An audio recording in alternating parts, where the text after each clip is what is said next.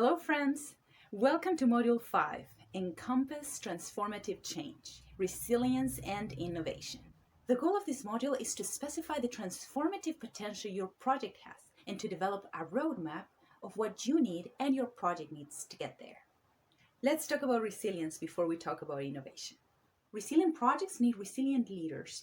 And since we all face challenges and problems in different ways, we're going to talk a little bit about how we can manage and map our emotions, which could help us to identify problems, seize opportunities, and build on our best practices. Resilience is not about your identity.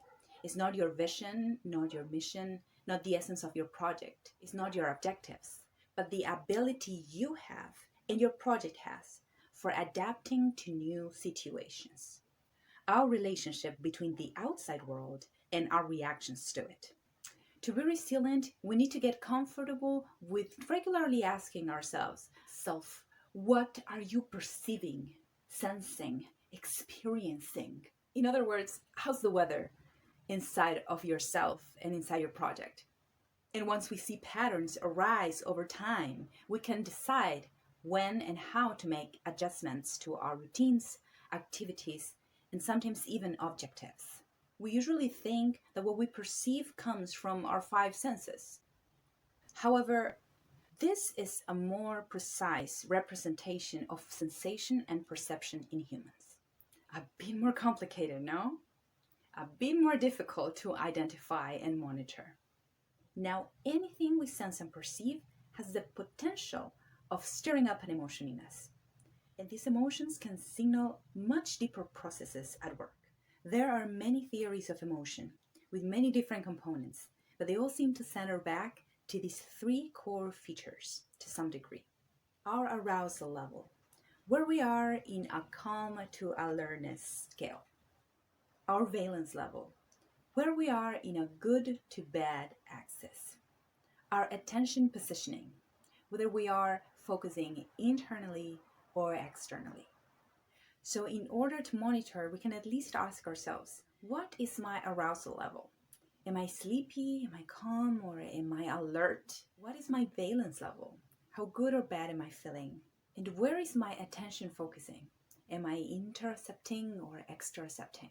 Much of what we call emotions are made up by these three dynamics. This topic and these concepts can be controversial, so please, if you're interested, go to the Resource Center. There are going to be links there about cognition and neurobiology. There's a cool app to monitor your moods and a really cool podcast also to listen to. If an emotional reaction is the tip of the iceberg, then our convictions, our beliefs, and our most basic human instincts lie below the surface. If we identify these beliefs, these core principles, we may be able to harness our emotions and feelings in productive ways and have richer emotional experiences. We don't want to do this all the time, and we shouldn't want to make it mechanistic, but we should develop the practice and the ability to identify and monitor our emotions, how to make sense of what we're feeling when it's needed, in order for us to know how and when to adapt to new situations. Now, this should be easy, right? We're humans. Experiencing emotions and feelings is natural for us. Yes, and sometimes when we're leading projects, we get so wrapped up in our task that we often forget basic things like sleeping well and eating well and not yelling at people.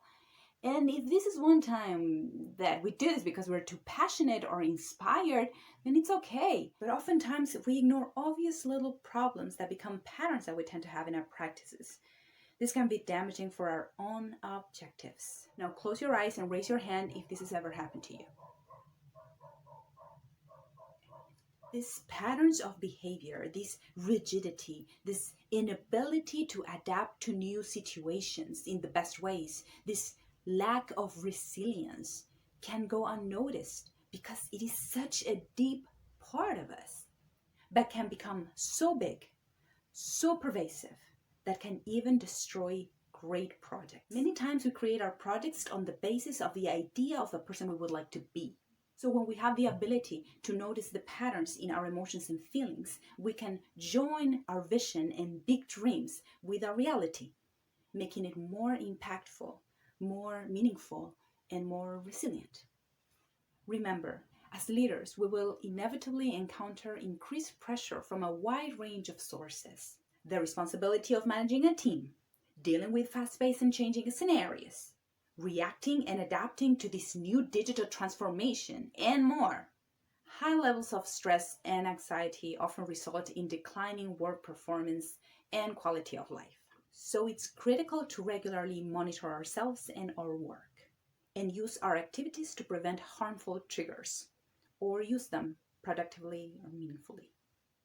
Now, resilience is not only personal, it can directly affect our communities as well. Communities who have resilient individuals tend to have more resilience collectively. Let's see how we can harness this resiliency as a collective.